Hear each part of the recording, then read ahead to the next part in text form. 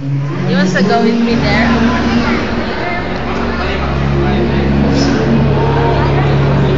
Okay, okay.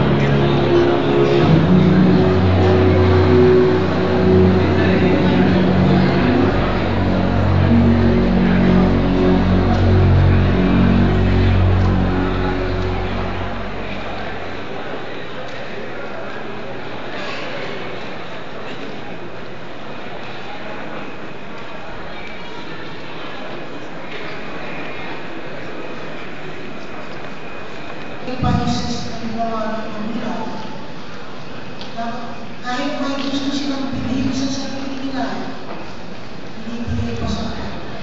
Kahit hirap na hirap sila maghanap ng buhay, ginagawa nila mapatapos ang mga nila. Ngayon, yung inyong pag-take off, magiging ganap na kayong electronics engineer, electronics technician, at professional electronics engineer. First, I would like to call all the professional electronics engineer to please come forward so we can already administer you to profession. By the way, under the Public Act 9292, under Section 32, states there that you cannot legally practice your profession unless you have taken your oath in profession.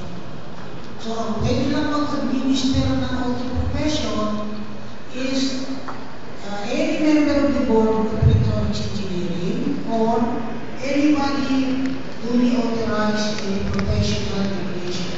Independent. Yun na lang sa gobernador. Independent unless they get specific authorization from the professional education.